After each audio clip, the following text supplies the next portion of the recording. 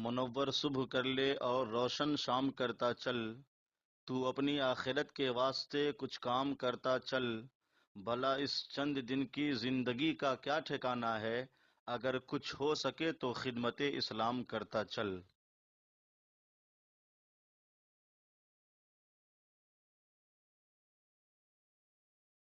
سورہ یونس کی آیت نمبر 61 سورہ یونس کا 7واں رکوع اور 11ویں پارے کا 12واں رکوع۔ اللہ رب العالمین نے ارشاد فرمایا، وما تکون فی شأن وما تتلو منہ من قرآن، اور تم کسی کام میں ہو اور اس کی طرف سے کچھ قرآن پڑھو، ولا تعملون من عمل، اور تم لوگ کوئی کام کرو، الا کننا علیکم شہودا، ہم تم پر گواہ ہوتے ہیں، اذ تفیدون فیہ، جب تم اس کو شروع کرتے ہو۔ یعنی اے محبوب صلی اللہ علیہ وآلہ وسلم، آپ کسی کام میں ہوں اور اللہ کی طرف سے کچھ قرآن پڑھیں، اور اے مسلمانوں تم کوئی کام کرو، ہم تم پر گواہ ہوتے ہیں جب تم اس کو شروع کرتے ہو۔ یعنی ایک مسلمان کو چاہیے کہ وہ جب بھی کام کرے تو اچھا کام کرے، اور اسے اس کی پرواہ نہ ہو کہ لوگ دیکھیں، بس اس بات کی خوشی ہونی چاہیے کہ میرا رب دیکھ رہا ہے اور وہ مجھے اس کا صلہ دے گا۔ وما يعزب عن ربك من مثقال ذرة في الارض ولا في السماء، اور تمہارے رب سے ذرہ بھر کوئی چیز غائب نہیں، زمین میں نہ آسمان میں، ولا اصغر من ذلك ولا اکبر الا فی کتاب مبین، اور نہ اس سے چھوٹی اور نہ اس سے بڑی کوئی چیز نہیں جو ایک روشن کتاب میں نہ ہو۔ وما یعزب عن ربک، تمہارے رب سے غائب نہیں، من مثقال ذرہ، ایک ذرے کے برابر بھی کوئی چیز، فی الارض، زمین میں، ولا فی السماء، اور نہ ہی آسمانوں میں، ولا اصغر من ذالک، اور نہ اس ایک ذرے سے چھوٹی کوئی چیز، ولا اکبر، اور نہ ہی اس سے کوئی بڑی چیز، الا فی کتاب مبین، مگر یہ ساری چیزیں روشن کتاب میں لکھی ہوئی ہیں، موجود ہیں۔ کتاب مبین سے مراد لوح محفوظ ہے۔ الا، سن لو، ان اولیاء اللہ لا خوف علیہم ولا هم یحزنون، بے شک اللہ کے ولیوں پر نہ کچھ خوف ہے نہ کچھ غم۔ الذین آمنوا وکانوا یتقون، وہ جو ایمان لائے اور پرہیزگاری کرتے ہیں۔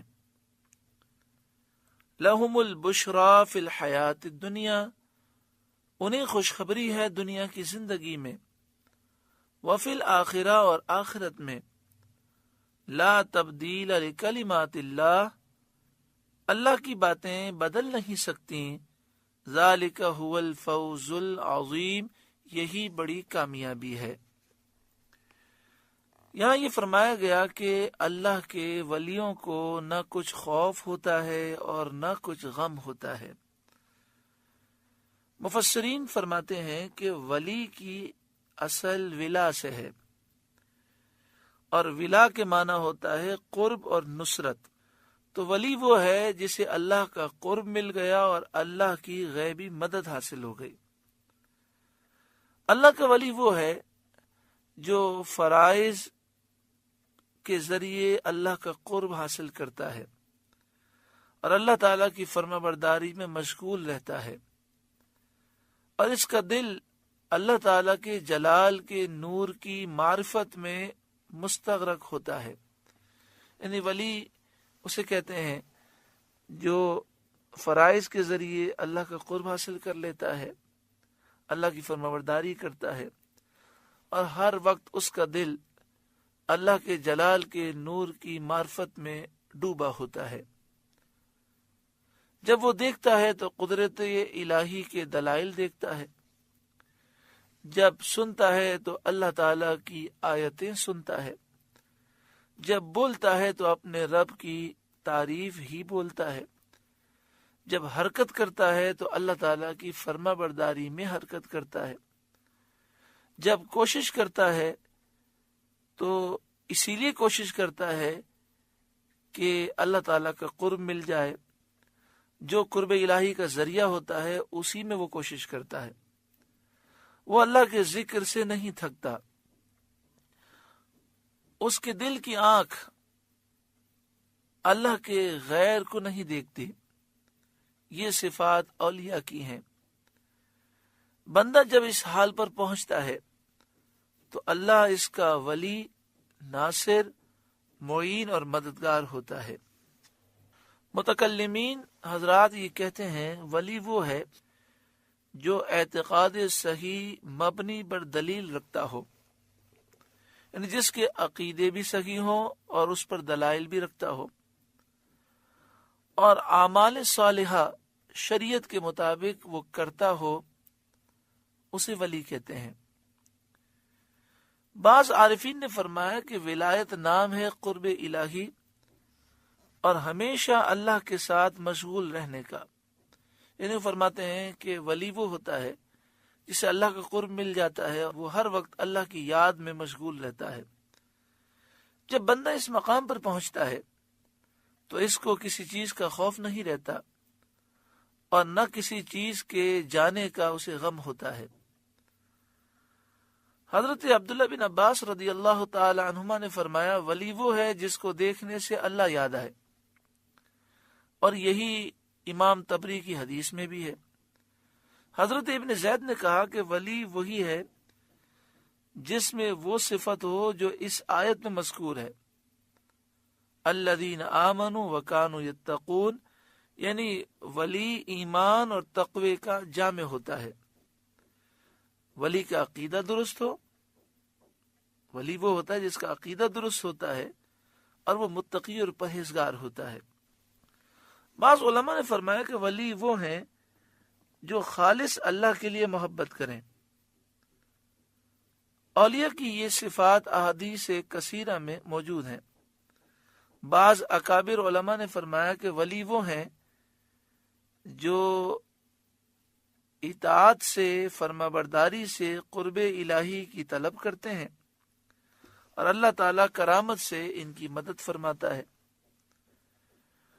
وہ جن کی ہدایت کا برہان کے ساتھ اللہ کفیل ہے، اور وہ اس کا حق بندگی ادا کرنے اور اس کی مخلوق پر رحم کرنے کے لیے اپنے آپ کو جنہوں نے وقف کر دیا۔ انہیں اکابر علماء کہتے ہیں کہ ولی عبادت کر کے اللہ کے قرب کو تلاش کرتا ہے، اللہ تعالیٰ کرامت سے اس کی مدد کرتا ہے، اور رب العالمین اس کا کفیل ہوتا ہے، اور ولی اپنی زندگی کو اللہ کی بندگی میں اور مخلوق پر رحم کرنے میں صرف کرتا ہے۔ حضرت صدر الافاضل مولانا نعیم الدین مراد آبادی علیہ رحمہ یہ ساری باتیں لکھ کر فرماتے ہیں یہ معانی اور عبارات اگرچہ جدا گانا ہیں، یعنی باتیں مختلف ہیں، لیکن ان میں اختلاف کچھ بھی نہیں ہے، کیونکہ ہر ایک عبارت میں ولی کی ایک ایک صفت بیان کر دی گئی جسے اللہ تعالیٰ کا قرب حاصل ہوتا ہے۔ یہ تمام صفات اس میں ہوتی ہیں۔ ولایت کے درجے اور مراتب میں ہر ایک بقدر اپنے درجے کے فضل و شرف رکھتا ہے۔ سارے ولیوں میں جنہیں سلطان الاولیاء کہتے ہیں، ولیوں کا سردار کہتے ہیں، وہ شیخ عبد القادر جیلانی حضور غوث اعظم رضی اللہ تعالی عنہ ہیں۔ اعلیٰ حضرت امام اہل سنت فرماتے ہیں کہ انبیاء اور رسولوں کے بعد جن کا درجہ ہے وہ صحابہ کا درجہ ہے، اور صحابہ کے بعد تابعین کا درجہ ہے۔ تابعین میں جو اخیار تابعین ہیں، جو بزرگ تابعین ہیں، ان کا درجہ ہے۔ تو اعلیٰ حضرت فرماتے ہیں کہ انبیاء اور رسول کے بعد صحابہ اور صحابہ کے بعد اخیار تابعین اور اخیار تابعین کے بعد سب سے بلند و بالا درجہ حضور غوث اعظم کا ہے۔ آپ غوث الثقلین ہیں، آپ کریم الطرفین ہیں، اور اب یہ بات طے ہو چکی ہے کہ حضور غوث اعظم کی آمد کے بعد سے لے کر امام مہدی کے آنے تک جسے ولایت ملے گی، جسے قرب الہی کا درجہ ملے گا، حضور غوث اعظم کے وسیلے سے ہی ملے گا۔ حضور غوث اعظم اللہ رب العالمین کا فضل اور اس کے محبوب کی رحمت پہنچانے کا وسیلہ اعظم ہے۔ آگے ارشاد فرمایا کہ اللہ کے ولیوں کو خوشخبری ہے دنیا کی زندگی میں۔ خوشخبری سے کیا مراد ہے؟ تو فرمایا اس سے مراد یہ ہے کہ جو پرہیزگار مومن ہیں ان کے لیے قرآن پاک میں جگہ جگہ بشارتیں ہیں، جنت کی بشارتیں، دنیا قبر و آخرت میں نعمتوں کی بشارتیں، وہ مراد ہیں۔ اسی طرح یہاں خوشخبری سے یہ بھی مراد ہے کہ جو مومن اچھے خواب دیکھتا ہے یا اس کے لیے جو اچھے خواب دیکھے جاتے ہیں، جیسا کہ کئی احادیث میں اس کا ذکر ہے، اس کا سبب یہ ہوتا ہے کہ ولی کا دل اور اس کی روح دونوں اللہ کے ذکر میں گم ہوتی ہیں۔ تو جب وہ سوتے ہیں اللہ کے ولی تو خواب میں ان کے دل میں اللہ کے ذکر و معرفت کے علاوہ کچھ نہیں ہوتا، اس لیے جب ولی خواب دیکھتا ہے تو اس کا خواب حق ہوتا ہے اور اللہ تعالی کی طرف سے اس کے حق میں بشارت ہوتا ہے۔ بعض مفسرین نے اس بشارت سے دنیا کی نیک نامی بھی مراد لی ہے۔ حدیث شریف مسلم شریف کی ہے، سید عالم صلی اللہ علیہ وآلہ وسلم سے عرض کیا گیا اس شخص کے لیے کیا ارشاد فرماتے ہیں جو نیک عمل کرتا ہے اور لوگ اس کی تعریف کرتے ہیں؟ پیارا آقا صلی اللہ علیہ وآلہ وسلم نے فرمایا یہ مومن کے لیے بشارت عاجلہ ہے، یعنی دنیا میں اللہ تعالیٰ نے اسے بشارت عطا فرمائی ہے۔ علماء حق فرماتے ہیں کہ یہ بشارت عاجلہ اللہ تعالیٰ کی رضا اور اللہ کے محبت فرمانے اور مخلوق کے دل میں محبت ڈال دینے کی دلیل ہے۔ یعنی انسان نیک عمل کرے، اس کا مقصد یہ نہ ہو کہ لوگ تعریف کریں، اللہ کی رضا کے لیے عمل کرے، اور اللہ تعالیٰ مخلوق کے دل میں محبت ڈال دے، تو یہ اللہ تعالیٰ کی رضا اور اللہ کی محبت فرمانے کی دلیل ہے کہ اللہ اس سے محبت فرماتا ہے۔ جیسا کہ حدیث شریف میں آیا ہے کہ اس کو زمین میں مقبول کر دیا جاتا ہے۔ حدیث پاک میں ہے کہ اللہ تعالیٰ حضرت جبریل سے فرماتا ہے میں فلاں بندے سے محبت کرتا ہوں، تو بھی محبت کر۔ پھر جبریل اس کا اعلان آسمانوں میں کرتے ہیں، پھر اس کی محبت زمین والوں میں اتاری جاتی ہے اور اس کو زمین میں، یعنی زمین میں جو نیک لوگ ہوتے ہیں، مومن ہوتے ہیں، ان میں مقبول کر دیا جاتا ہے۔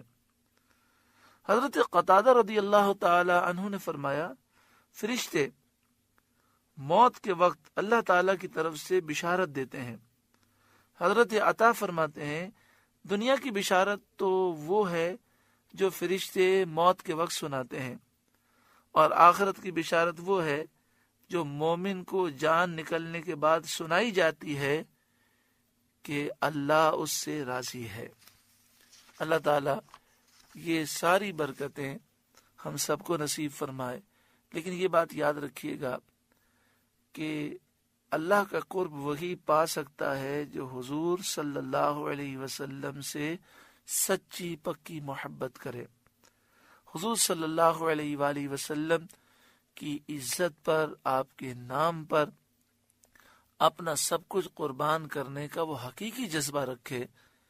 جب تک یہ چیزیں نہ ہوں ولایت اسے حاصل نہیں ہوتی، کیونکہ محبت الہی کا، اللہ کی محبت حاصل کرنے کا ذریعہ حضور کی ذات مبارکہ ہے۔ اللہ رب العالمین اپنا قرب اور اپنے حبیب صلی اللہ علیہ وسلم کا قرب عطا فرمائے۔ یہاں پہ فرمایا گیا کہ اللہ کی باتیں بدل نہیں سکتی، تو مفسرین نے فرمایا اس کے معنی یہ ہے کہ اللہ تعالیٰ جو وعدہ فرماتا ہے وہ وعدہ ضرور پورا فرماتا ہے، اس کے وعدے خلاف نہیں ہو سکتے۔ جو اس نے اپنی کتاب میں اور اپنے رسولوں کی زبان سے اپنے اولیاء اور اپنے فرمانبردار بندوں سے فرمائے ہیں وہ ضرور پورے ہوں گے۔ ذالک هو الفوز العظیم، یہی بڑی کامیابی ہے کہ انسان اللہ کا قرب حاصل کر لے، اور قرب الہی حاصل کرنے کا پہلا جو ذریعہ ہے انسان اپنے عقیدے درست رکھے، سرکار دو عالم صلی اللہ علیہ وآلہ وسلم سے سچی پکی محبت کرے اور گناہوں سے اپنے آپ کو دور کرے۔ وَلَا يَحْزُنْكَ قَوْلُهُمْ، اور اے محبوب آپ ان کی باتوں کا غم نہ کریں۔ اس میں نبی اکرم صلی اللہ علیہ وآلہ وسلم کی تسکین فرمائی گئی کہ کفار جو آپ کی تکذیب کرتے ہیں اور آپ کے خلاف برے برے مشورے کرتے ہیں، آپ اس کا کچھ غم نہ فرمائیں۔ ان العزت للہ جمیعا، بے شک عزت ساری اللہ کے لیے ہے، وہ جسے چاہے عزت دے اور جسے چاہے ذلیل کرے۔ اللہ آپ کا ناصر و مددگار ہے، اس نے آپ صلی اللہ علیہ وآلہ وسلم کو اور آپ صلی اللہ علیہ وآلہ وسلم کے صدقے میں آپ کے فرمانبرداروں کو عزت دی، جیسا کہ دوسری آیت میں فرمایا کہ اللہ کے لیے عزت ہے اور اس کے رسول کے لیے اور ایمانداروں کے لیے عزت ہے۔ هو السمیع العلیم، وہی سننے والا جاننے والا ہے۔ الا سن لو، ان للہ من فی السماوات ومن فی الارض، بے شک اللہ ہی کی ملک ہیں جتنے آسمانوں میں ہیں اور جتنے زمینوں میں ہیں، سب کا مالک اللہ تعالی ہے، سب اللہ کے مملوک ہیں، اس کی قدرت اور اس کے اختیار کے تحت ہیں۔ تو جو اللہ کے مملوک ہیں وہ رب نہیں ہو سکتے، اس لیے اللہ کے سوا ہر ایک کی عبادت پوجا باطل ہے۔ یہ توحید کی بہت عمدہ دلیل ہے۔ الا سن لو، ان للہ من فی السماوات ومن فی الارض، بے شک اللہ ہی کے ملک ہیں جتنے آسمانوں میں ہیں اور جتنے زمینوں میں، یعنی آسمان و زمین میں جتنے ہیں سب کا مالک اللہ ہے۔ وما يتبع الذین يدعون من دون اللہ شرکاء، اور کاہے کے پیچھے جا رہے ہیں وہ جو اللہ کے سوا شریک کی پوجا کر رہے ہیں، یعنی ان کے پاس کیا دلیل ہے، کس دلیل کی وہ پیروی کرتے ہیں؟ مراد یہ ہے کہ یہ جو مشرک بتوں کو خدا کہتے ہیں ان کے پاس کوئی دلیل نہیں۔ ان یتبعون الا الظن، وہ تو گمان کے ہی پیچھے جاتے ہیں۔ وَإِنْهُمْ إِلَّا يَخْرُصُونَ، اور وہ تو صرف اندازے مارتے ہیں، اٹکلے دوڑاتے ہیں، اندازے مارتے ہیں، یعنی ان کے پاس کوئی دلیل نہیں، بے دلیل محض غلط گمان سے اپنے جھوٹے خداؤں کو اللہ کا شریک ٹھہراتے ہیں۔ هُوَ الَّذِي جَعَلَ لَكُمُ اللَّيْلَ، وہی ہے جس نے تمہارے لیے رات بنائی، لِتَسْكُنُوا فِيهِ، کہ اس میں چین پاؤ اور آرام کر کے دن کی تھکن کو دور کرو۔ وَالنَّهَارَ، اور دن بنایا، مبصراً، تمہاری آنکھیں کھولتا، روشن بنایا تاکہ تم اپنے معاش کے اسباب کو حاصل کرو۔ ان فی ذلک لآیات لقوم یسمعون، بے شک اس میں نشانیاں ہیں سننے والوں کے لیے، جو سنیں اور سمجھیں ان کے لیے نشانیاں ہیں کہ جس نے ان چیزوں کو پیدا کیا وہی معبود ہے۔ جو اس بات کو سمجھیں اس کا کوئی شریک نہیں، ایسے لوگ جو سمجھتے ہیں ان کے لیے نشانیاں ہیں۔ کون سی بات کو سمجھیں؟ وہ اس بات کو سمجھیں کہ ان ساری چیزوں کو اللہ نے پیدا کیا، وہی خدا ہے، وہی الہ و معبود ہے، اس کا کوئی شریک نہیں۔ قالوا اتخذ اللہ ولدا سبحانہ، مشرکین بولے اللہ نے اپنے لیے اولاد بنائی، پاکی ہے اس کو، هو الغنی، وہی غنی ہے، بے نیاز ہے، لہو ما فی السماوات وما فی الارض، اسی کا ہے جو کچھ آسمانوں میں ہے اور جو کچھ زمین میں۔ کفار کا یہ کہنا کہ اللہ نے اپنے لیے اولاد بنائی بہت زیادہ کبیح اور انتہا درجے کی جہالت والا جملہ ہے۔ اللہ تعالیٰ نے اس کا رد فرمایا اور 3 طرح سے رد کیا گیا۔ اس بات کے 3 رد کیے گئے۔ پہلا تو فرمایا سبحانہ، جس میں بتایا گیا کہ اللہ کی ذات اولاد سے پاک ہے، کہ وہ واحد حقیقی ہے۔ دوسرا رد ہے هو الغنی، وہی غنی ہے، بے نیاز ہے، وہ تمام مخلوق سے بے نیاز ہے، تو اولاد اس کے لیے کیسے ہو سکتی ہے؟ انسان اولاد کیوں چاہتا ہے؟ اس لیے کہ ایک وقت آتا ہے انسان کمزور ہو جاتا ہے، تو بڑھاپے میں یہ اولاد اسے سہارا دیتی ہے۔ کوئی شخص فقیر ہوتا ہے تو وہ چاہتا ہے کہ اولاد ہو تو میرے بچے جوان ہو کر کمائیں گے تو میرے حالات اچھے ہو جائیں گے۔ کوئی عزت چاہتا ہے اولاد کے ذریعے۔ غرض اولاد انسان کی ضرورت ہے، حاجت ہے۔ اللہ تبارک و تعالی غنی ہے، کسی کا محتاج نہیں، وہ بے نیاز ہے، اسے کسی کی حاجت نہیں، کسی کی ضرورت نہیں، تو اس کے لیے اولاد کس طرح ہو سکتی ہے؟ ایک بات یہ بھی کہ بچہ والد کا جز ہوتا ہے، بچہ والد کا جز ہوتا ہے، اور جو صفات والد کی ہوتی ہیں وہ بچے کی بھی ہوتی ہیں۔ یعنی مثال کے طور پر شیر کا بچہ شیر ہوتا ہے، انسان کا بچہ انسان ہوتا ہے۔ تو اللہ وحدہ لا شریک ہے، ہمیشہ سے ہے، تو اللہ رب العالمین جب وحدہ لا شریک ہے تو اس کے یہاں اولاد کیسے ہو سکتی ہے؟ اور تیسرا رد یہ فرمایا گیا لہو ما فی السماوات وما فی الارض، تمام مخلوق اللہ کی مملوک ہے، سب کا اللہ مالک ہے، اور مملوک ہونا اور بیٹا ہونا یہ دونوں جمع نہیں ہو سکتے۔ لہو ما فی السماوات وما فی الارض، اسی کا ہے جو کچھ آسمانوں میں اور جو کچھ زمین میں۔ یعنی جب آسمان و زمین کا وہ مالک، آسمان و زمین میں جو کچھ ہے اس کا وہ مالک، تو جو اللہ کا غلام ہے وہ خدا کیسے ہو سکتا ہے؟ ان عندکم من سلطان بہذا، تمہارے پاس اس کی کوئی بھی سند نہیں۔ اتقولون علی اللہ ما لا تعلمون، کیا اللہ پر وہ بات بتاتے ہو جس کا تمہیں علم نہیں؟ قل، اے محبوب آپ فرمائیے، ان الذین یفترون علی اللہ الکذب لا یفلحون، وہ لوگ جو اللہ پر جھوٹ باندھتے ہیں ان کا بھلا نہ ہوگا، وہ کامیاب نہ ہوں گے۔ متاع فی الدنیا، دنیا میں کچھ برت لینا ہے، دنیا میں کچھ سامان ہے، کچھ وقت گزار لینا ہے۔ ثم الینا مرجعہم، پھر انہیں ہماری طرف واپس آنا ہے۔ ثم نذیقہم العذاب الشدید بما کانوا یکفرون، پھر ہم انہیں سخت عذاب چکھائیں گے ان کے کفر کا بدلہ۔